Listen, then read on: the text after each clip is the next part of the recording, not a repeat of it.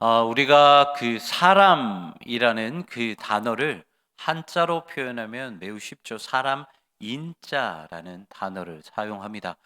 이 사람인이라는 단어는 이 사람 모양처럼 모습처럼 생겼다고 해서 우리가 이제 상형 문자라고 하는데요. 요즘에는 이렇게 상형 문자, 사람처럼 생겼다라는 그 의미보다는 회의 문자라고 해서 우리가 그 의미를 부여하는 이제 단어로 우리가 훨씬 더 많이 사용을 하는데, 그래서 이 사람 인자라는 그 단어를 봤을 때 한 사람과 한 사람이 또 다른 한 사람이 기대어 있을 때 완전한 사람인이 된다라는 그 의미를 부여해서 한 사람은 독불장군으로 살아갈 수 없고 다른 사람들과 함께 의지하면서 살아갔을 때 건강한 사람으로서 인간으로서 살아갈 수 있다라는 그러한 의미를 가지고 있습니다. 여러분, 이 신앙도 마찬가지인 것 같습니다. 이 신앙에도요, 잘 조화롭게 해야 될 것이 있는데, 먼저 마태복음 22장 37절부터 40절까지의 말씀, 우리가 이 네 절의 말씀 한번 같이 읽어보도록 하겠습니다. 함께 읽겠습니다. 시작. 예수께서 이르시되 내 마음을 다하고 목숨을 다하고 뜻을 다하여 주 너의 하나님을 사랑하라 하셨으니 이것이 크고 첫째 되는 계명이요 둘째도 그와 같으니 내 이웃을 내 자신과 같이 사랑하라 하셨으니 이 두 계명은 온 율법과 선지자의 강령이니라. 아멘. 오늘 성경에서는요, 우리에게도 역시나 신앙은 조화로워야 된다라고 말씀하시면서 마태복음 22장 37절부터 40절까지 이렇게 우리에게 말씀을 하고 계십니다. 여러분들, 첫 번째로 우리가 중요하게 여겨야 되는 것이 뭐라고 말씀하십니까? 하나님을 내 뜻과 내 목숨과 내 마음을 다하여 사랑해야 된다. 이것이 첫 번째고요. 그리고 두 번째는 뭐라고 말씀하십니까? 나를 사랑하는 것처럼 내 이웃을 사랑해야 된다. 이 두 가지가 조화로워야 된다라고 말씀하십니다. 그리고 마지막 40절에 보면 어떻게 기록이 되어 있냐면 이 모든 말씀, 하나님과 하나님 사랑과 이웃 사랑이 온 율법과 선지자들의 가르침이다라고 말씀을 하고 있습니다. 다시 말해 모든 성경이 우리에게 말씀하고 있는 그 핵심 두 가지가 바로 하나님의 사랑과 이웃 사랑이 잘 조화롭게 어우러져야 된다라는 그 말씀을 우리에게 하고 계시다라는 것입니다. 이 오늘 본문은요, 느헤미야를 통해 성벽이 재건되어지고 있는 그 과정을 그리고 있습니다. 이 오늘 본문에 대해서 이해를 하려면 사실 이스라엘의 역사에 대해서 조금 아실 필요가 있는데요. 이제 그 통일 왕국이었던 그 유다는, 이 이스라엘은 다윗과 솔로몬이 지나고 난 뒤에 안타깝게 북왕국과 남왕국으로 이렇게 분열되어서 400년이라는 그 긴 세월을 지나게 되죠. 그리고 북이스라엘은 BC, 그러니까 기원전 722년에 아시리아라는 제국에 의해서 멸망을 당하고요. 그리고 남유다는 기원전 586년에 바벨론이라는 제국에 의해서 멸망당하게 됩니다. 이 두 나라는요, 비록 앙숙지간으로 지냈지만 서로가 위협에 처해졌을 때 서로가 서로를 도와주는 그런 모습도 많이 보였는데, 한 가지 예를 들면 이 북이스라엘은요, 마지막 호세아 왕 9년 때에 북이스라엘은 아수르라는 제국에 의해서 멸망을 당합니다. 그런데 그때 남유다를 다스렸던 왕이 누구였냐면 바로 히스기야 왕이었습니다. 이 히스기야 왕이 북이스라엘이 멸망당했다라는 소식을 듣고 어떻게 했냐면, 이 그림 하나 보여주시겠어요? 그림을 보시면 이렇게 되어 있습니다. 네, 잘 보이시지는 않지만 원래 왼쪽에 이렇게 길쭉하게 있는 것이 원래 기본적으로 세워진 예루살렘 성인데, 그 오른쪽으로 히스기야 시대 때 예루살렘이 엄청나게 크게 확장되었다라는 것을 알 수 있는데, 히스기야가 왜 이렇게 예루살렘 성 확장 공사를 했냐면 다름 아니라 북이스라엘이 멸망했을 때 북이스라엘의 피난민들을 받아주기 위해서 급하게 예루살렘 성 확장 공사를 했다라는 것입니다. 이렇게 분열 왕국으로 갈라져 있을 때 그들은 서로 싸우는 원수로 살았지만, 포로가 되었을 때 그들의 모습은 오히려 갈라지고 분열하고 다투어지는 것이 아니라 오히려 하나가 되었다라는 것이죠. 하지만 안타깝게도 남유다 역시 기원전 586년에 바벨론에 의해서 멸망당하게 됩니다. 자, 여러분도 한번 생각을 해보십시오. 이제 북이스라엘도 남유다도 이제 멸망했습니다. 그렇다면 포로가 된 이후에 북이스라엘과 남유다의 마음은 어땠을까요? 서로 싸우고 다투고 분열되었을까요? 아니면 하나가 되었을까요? 비록 앙숙으로 지냈지만 이 두 나라는 포로가 된 이후에는 서로 하나가 되었습니다. 서로 이 포로에서 벗어나기를 바랬던 그 마음은 똑같았고, 그리고 포로에서 벗어난 이후에 다시 한번 강성했던 그 예루살렘, 다윗의 왕조를 꿈꾸면서 서로 연합하고 하나된 하나님의 백성으로 바벨론 땅에서 그리고 페르시아 땅에서 살아가고 있었다라는 것이죠. 그리고 그 꿈은 드디어 페르시아가 다시 한번 고대 근동의 지역을 제패하고 고레스 황제가 왕으로 들어섰을 때 이 포로에서 벗어나게 되는 그 꿈을 드디어 맞이하게 됩니다. 이스라엘은 총 3번에 걸쳐서 포로에서 귀환하게 되는데, 간단하게 말씀을 드리면 첫 번째 1차 포로 귀환은 기원전 537년에 세스바살, 스룹바벨, 여호수아 대제사장 이 3명의 리더십을 대표로 해서 포로에서 귀환을 하게 됩니다. 처음에는 이 여호야긴 아들이었던 세스바살이라는 사람이 유다의 총독으로 해서 1차 포로 귀환이 시작이 됩니다. 그런데 어떤 이유인지는 모르겠지만 중간에 여호야긴의 손자인 스룹바벨로 그 총독이 바뀌게 됩니다. 그리고 이 스룹바벨과 여호수아 대제사장을 통해서 이제 1차 포로 귀환이 완전히 마무리되게 되죠.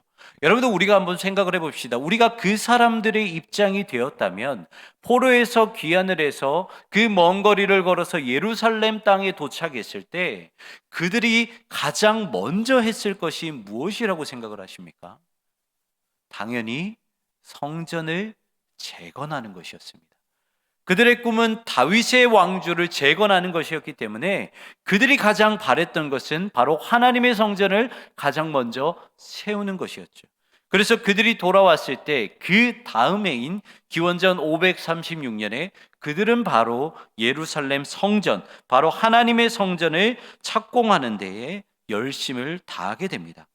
이스라엘 역사상 예루살렘 성전은 총 3가지입니다. 우리가 예루살렘 성전이라고 해서 다 똑같은 성전이라고 생각을 하시는데 3가지의 성전이 있습니다. 그림을 한번 보여주시면요, 가장 먼저는 우리가 잘 아는 것처럼 솔로몬 성전입니다. 가운데 그림입니다.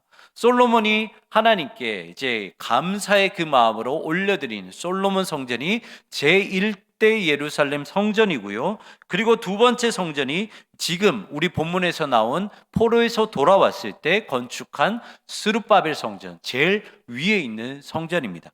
그리고 마지막 3번째가 이 헤롯 대왕이 이스라엘 사람들, 유다 사람들에게 이제 그 마음을, 환심을 살기 위해 만들었던 헤롯 성전, 제일 밑에 성전입니다. 여러분들이 이 3가지 사진을 비교했을 때 가장 크고 화려한 성전이 무엇이라고 생각을 합니까? 어떤 성전으로 보입니까? 바로 헤롯 성전이죠. 가장 크고 웅장했던 성전이 바로 헤롯 성전입니다. 역사에 의하면 헤롯 성전은 헤롯이 죽고 나서도 계속해서 건축되어졌을 만큼 크고 웅장했다라고 기록을 하고 있습니다. 그렇다면 반대로 가장 작고 초라한 그 예루살렘 성전은 뭐라고 보이십니까? 스룹바벨 성전이죠. 포로에서 돌아온 스룹바벨 성전이 가장 작고 가장 초라한 하나님의 성전이었습니다. 그렇다면 반대로 가장 간절한 마음을 가지고 건축했던 성전은 어떠한 성전일까요? 바로 포로에서 귀환하고 난 뒤에 그 다음에 건축했던 스룹바벨 성전이 가장 간절했을 것입니다. 이렇게 이스라엘 백성들은요, 비록 초라해 보이는 성전이라 할지라도 이 성전은, 이 스룹바벨 성전은 간절한 마음으로 지어졌기 때문에 이 이스라엘 백성들에게는 정말 아름다운 성전이었다라는 것입니다. 하지만 이 스룹바벨 성전 건축은 그들의 간절한 마음만큼 순탄하게 진행되지 않았습니다. 성전 지대를 세웠을 때 사마리아인 산발락과 도비아와 같은 사람들이 이 성전 건축을 방해하기 시작했습니다. 그래서 4, 5년이면 끝날 이 성전 건축이 무려 16년 동안 정지되었고요. 그래서 20년 만에 성전을 완공하게 됩니다.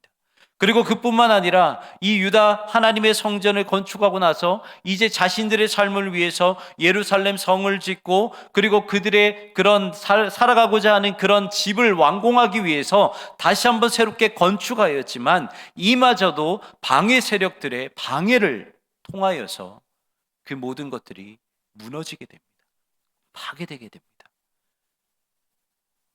이렇게 유다 백성들은 다시 한번 다윗 왕조를 세울 수 있겠다라는 그 부푼 꿈을 알고 돌아왔지만 무엇 하나 쉬운 것이 없었습니다. 예루살렘으로 돌아오기만 하면 다시 한번 자신들의 옛날 모습대로 살아갈 수 있을 거라 생각했지만 하나님의 성전을 짓는 데만 20년이 걸렸고요. 그리고 예루살렘 성은 온데간데 없이 다시 한번 무너지는 그 아픔을 경험할 수밖에 없었다라는 것이죠. 여러분, 이것이 우리 그리스도인들이 살아가는 모습입니다. 아무리 우리가 능력이 많고 우리가 출중하다 할지라도 세상이 마음을 먹고 우리를 흔든다 한다면 우리는 그저 힘없는 갈대처럼 쓰러질 수밖에 없다라는 것이죠. 그리고 그 안에서 신앙생활하는 것은 더더욱 어려워질 수밖에 없습니다. 그래서 괜히 신앙생활했다 후회할 때도 있고 때마다 하나님께 원망할 때도 있는 것 같습니다. 여러분, 솔직히 말해서 예루살렘으로 돌아오는 것이지 스룹바벨 성전을 한번 보십시오. 폐허가 된 이 땅에 허름한 성전 하나 짓는 것이 무엇이 유익이고 무엇이 좋겠습니까? 성경을 보면요, 포로에서 돌아온 사람은 극히 일부분밖에 되지 않습니다. 이미 이 사람들은 포로로 잡혀간 지 70년이 넘는 세월 동안 그곳에서 살았기 때문에 이 사람들은 2대 3대에 걸쳐서 그곳에서 이미 정착을 했어요. 그래서 유다 가운데, 예루살렘 땅 가운데 돌아온 사람은 극히 일부분 되지 않습니다. 그리고 그 걸어온 길이 얼마만큼 긴 길이었냐면 무려 16,000km나 되는 그 먼 거리를 걸어와야만 했습니다. 그렇다면 우리가 상식적으로 생각했을 때 어떻게 생각하십니까?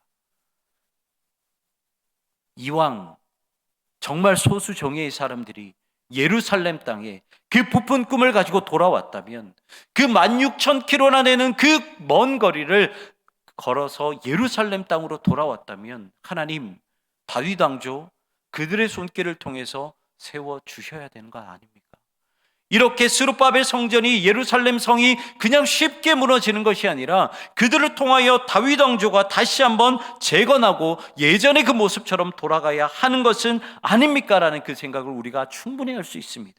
하지만 그들에게 남겨진 것은 예루살렘 재건은커녕 세상의 방해에 성전 건축은 20년 만에 겨우 완공되었고 예루살렘 성은 다 불타 사라지게 되었다라는 것입니다. 이것이 그들의 현실이었습니다. 그렇다면 이 사람들의 입장에서는 어떠한 생각이 들까요? 차라리 나오지 말걸, 정착했던 그곳에서 살아갈 걸, 이 마음을 가지고 계속해서 힘이 없이 살아갔을 것입니다. 하지만 이 힘없는 이 이스라엘 백성, 이 유다 백성을 다시 한번 이렇게 세운 한 사람이 있었습니다. 그 사람이 누구였냐면 바로 오늘 본문에 등장하는 느헤미야였습니다. 느헤미야는요, 예루살렘 성이 회파되었다는 소식을 동생 하나니로부터 듣습니다. 그리고 그 소식을 들은 느헤미야는 금식하며 눈물로 주저앉으며 기도했죠. 그리고 하나님은 다시 한번 그 당시 페르시아 황제였던 아닥사스다 왕을 통하여 성벽을 재건하게 하셨습니다. 느헤미야 1장 8절의 말씀 같이 한번 읽어보도록 하겠습니다. 느헤미야서 1장 8절 말씀입니다. 1장 8절 말씀, 제가 읽어드리도록 하겠습니다. 또 왕의 삼림 감독 아삽에게 조서를 내리사 그가 성전에 속한 영문의 문과 성곽과 내가 들어갈 집을 위하여 들보로 쓸 제목을 내게 주게 하옵소서 하매 내가 내 하나님의 선한 손이 나를 도우심으로 왕이 허락하고. 아멘. 이렇게 하나님은요, 느헤미야에게 모든 것을 준비하셔서 성벽을 재건하게 하셨습니다. 특히 성벽을 건축할 때는요, 유다 백성들의 리더십들이 중심이 되었습니다. 그래서 각자의 영역을 정해서 리더십들의 담당하에 성벽의 건축이 시작이 되었습니다. 물론 성벽을 건축할 때도 방해 세력들이 있었습니다. 하지만 이번에 유다 백성들이 태도는 달랐습니다. 그 태도가 어디에 기록이 되어 있냐면 오늘 본문 16절부터 18절까지의 말씀입니다. 같이 한번 읽어보도록 하겠습니다. 16절 말씀입니다. 시작. 그때로부터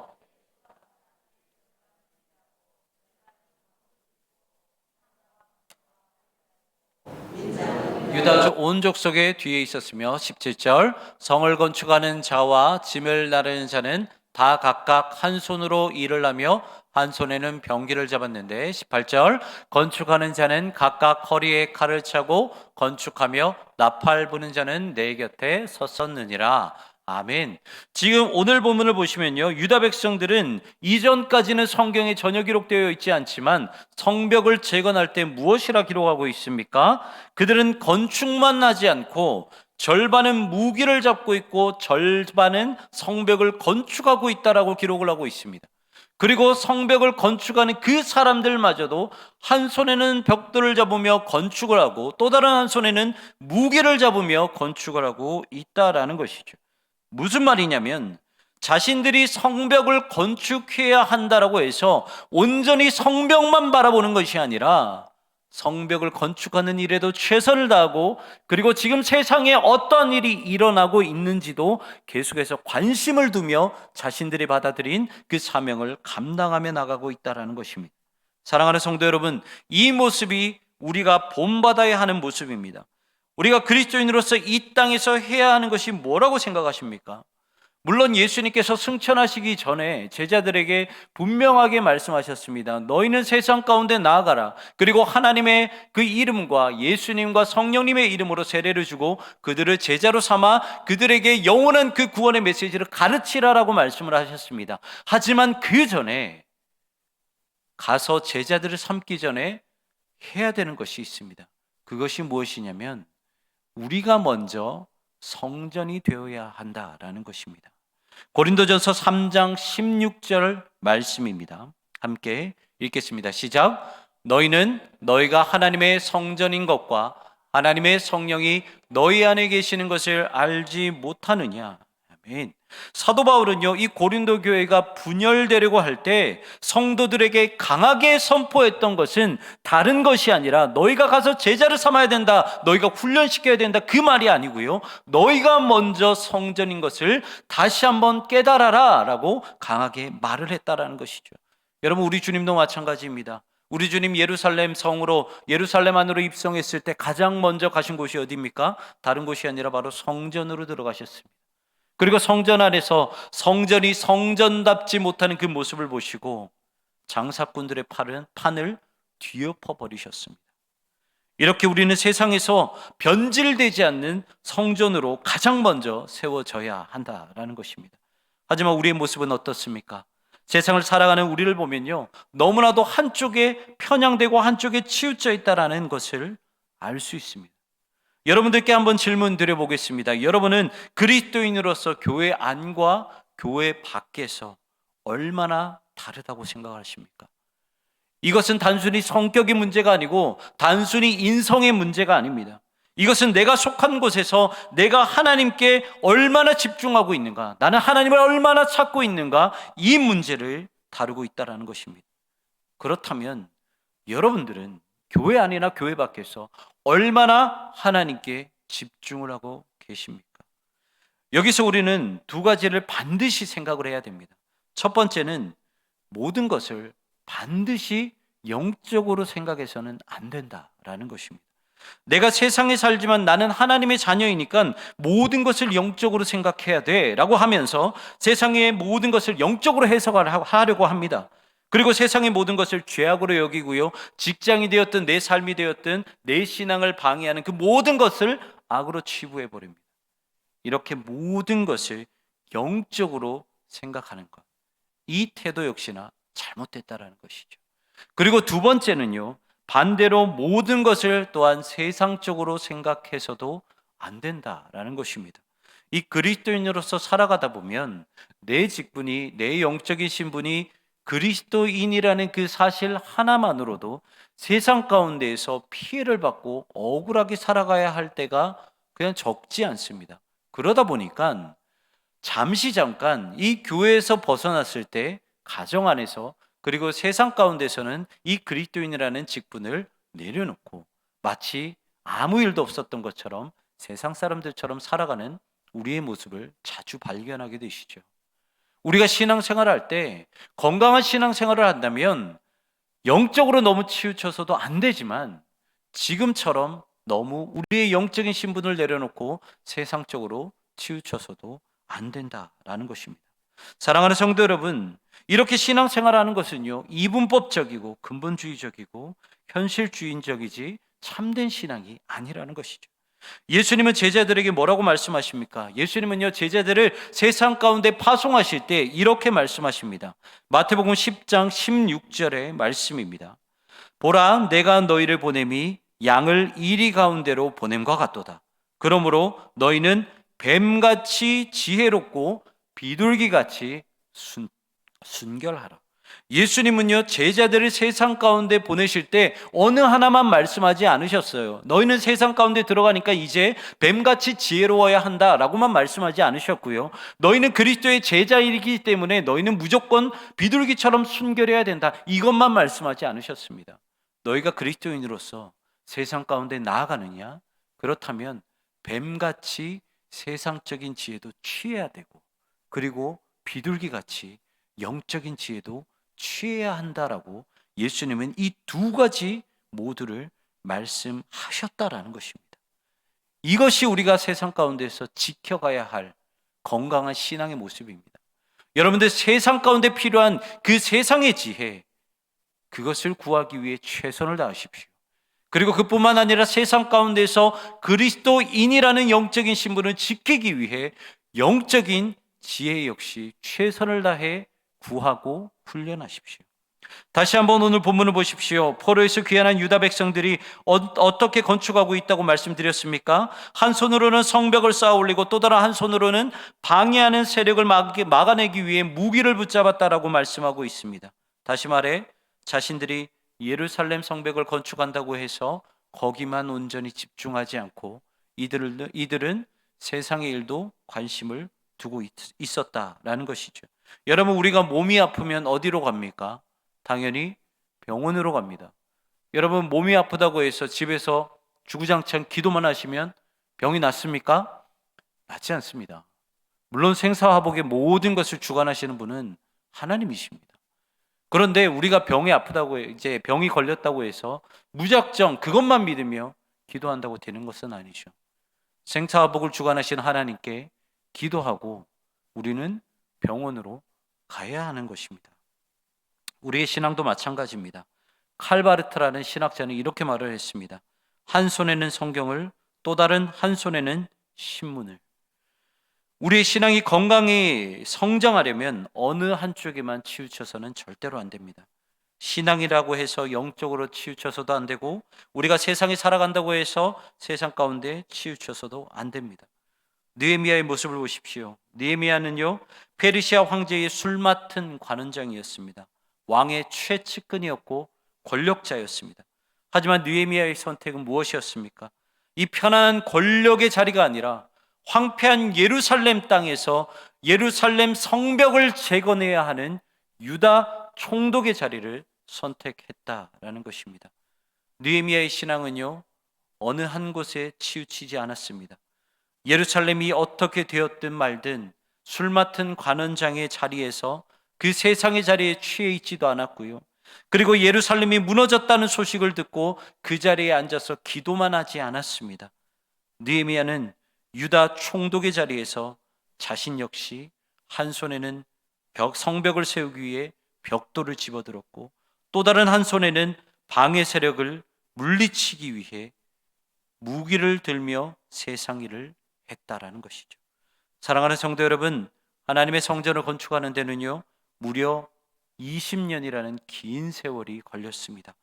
하지만 하나님의 성전과 예루살렘 성, 그 전체를 둘러싼 예루살렘 성벽, 무려 3만 7천 평이나 되는 그 넓은 땅을 둘러싼 예루살렘 성벽을 건축하는 데는 고작 52일밖에 걸리지 않았습니다. 어떻게 가능했을까요?